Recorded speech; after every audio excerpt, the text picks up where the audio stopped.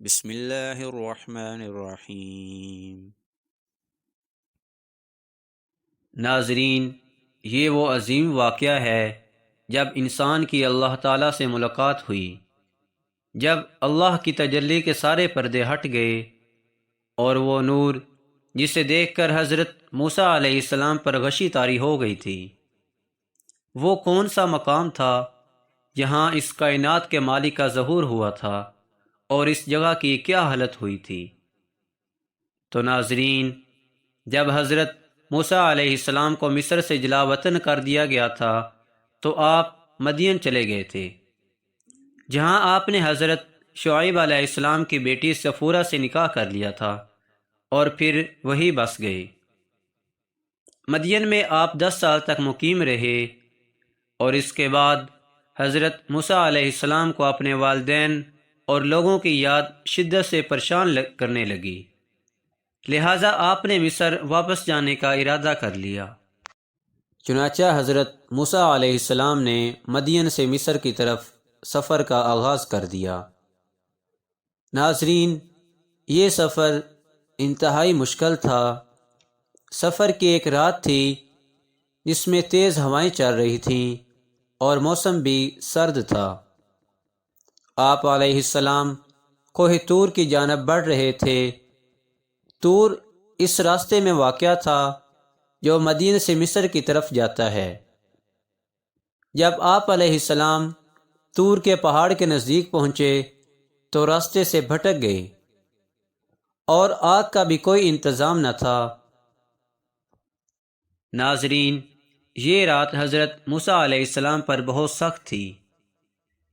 آپ علیہ السلام کے ساتھ آپ کی اہلیہ بھی تھی، اور آپ رستے میں اپنی منزل کا راستہ بھٹک گئے، اور سردی بھی بڑھی جا رہی تھی، لہذا اس سرد رات میں ہواؤں سے محفوظ رہنے کے لیے آپ نے ایک جگہ پڑاؤ ڈالا۔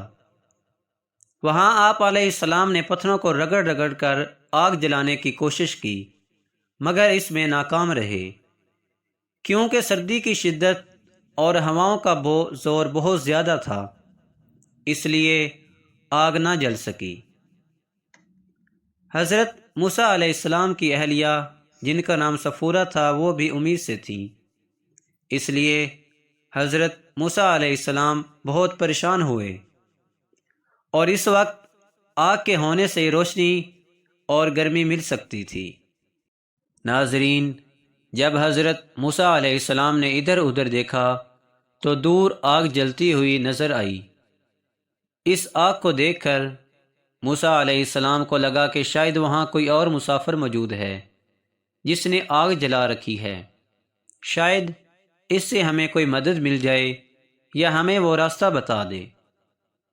لہٰذا آپ علیہ السلام نے اپنے اہل خانہ سے کہا کہ آپ یہاں ٹھہریں، میں نے وہاں آگ دیکھی ہے، شاید میں وہاں سے کوئی خبر لے آؤں یا اس آگ سے کوئی انگارہ لے آؤں جس سے ہم آگ جلا سکیں۔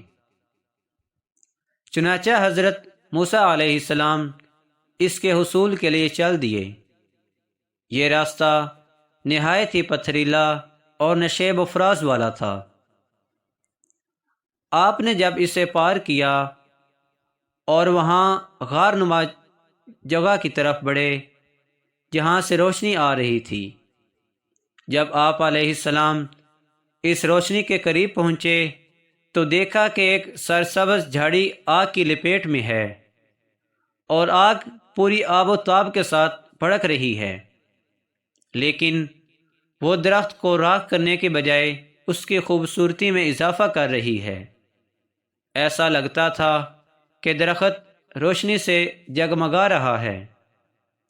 آگ کے شعلے بھڑک رہے تھے، مگر درخت کی کوئی شاخ بھی جل نہیں رہی تھی۔ ناظرین، یہ منظر نہایت عجیب و غریب اور آنکھوں کو متاثر کر دینے والا تھا۔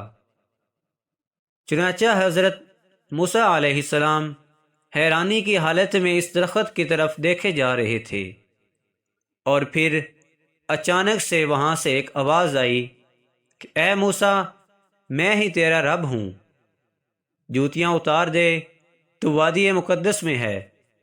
اور میں نے تجھے چن لیا ہے، اور میں ہی اللہ ہوں، اور میرے سوا کوئی خدا نہیں۔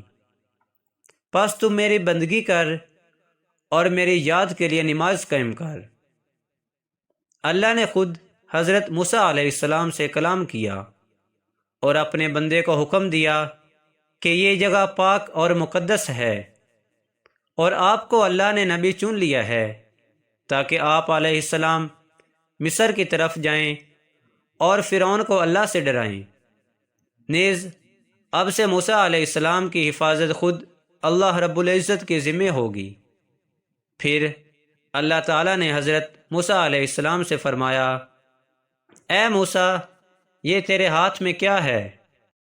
تب حضرت موسیٰ علیہ السلام جو اس واقعے پر حیران اور پریشان تھے وہ فوراً بولے کہ یہ میری لاٹھی ہے، اس پر ٹیک لگا کے چلتا ہوں اور اس سے اپنی بکریوں کے لیے پتے جھاڑتا ہوں، اور بھی بہت سے کام ہیں جو اس سے کرتا ہوں۔ اللہ تعالیٰ نے حکم دیا، اے موسیٰ، اسے پھینک دو۔ چنانچہ حضرت موسیٰ علیہ السلام نے فوراً حکم کی تعمیل کی اور اپنی لاٹھی کو پھینک دیا۔ اچانک دیکھتے ہی دیکھتے وہ لاٹھی سانپ کی شکل میں تبدیل ہو گئی، اور وہ سانپ ادھر ادھر بھاگنے لگا۔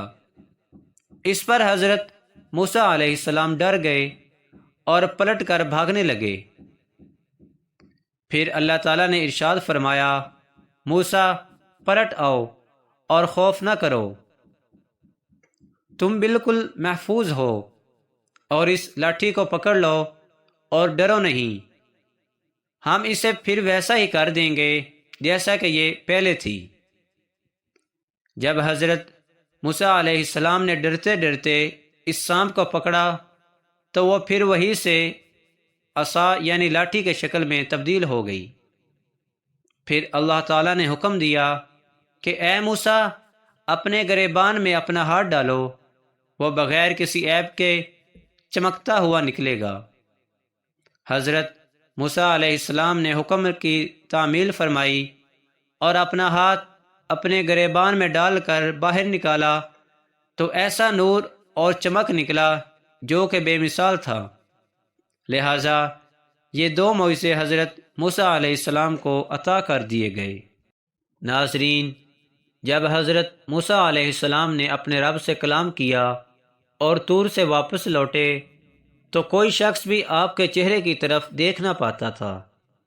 حضرت موسیٰ علیہ السلام کے چہرے اور آنکھوں میں وہ حسن اور نور آ گیا تھا کہ اس تجلی کو دیکھنے کے بعد آپ کی طرف دیکھنے والا آپ کے حسن کی تاب نہ لا پاتا تھا۔ اگر حضرت موسیٰ علیہ السلام کسی کی آنکھوں میں آنکھیں ملا لیتے تو اس شخص پر حیرت طاری ہو جاتی تھی۔ چنانچہ کوہ طور سے واپس آنے کے بعد آپ علیہ السلام مصر کی طرف روانہ ہو گئے، اور حضرت موسیٰ علیہ السلام کو اس کائنات کے رب سے کلام کرنے کی سعادت پر کلیم اللہ کہا جاتا ہے۔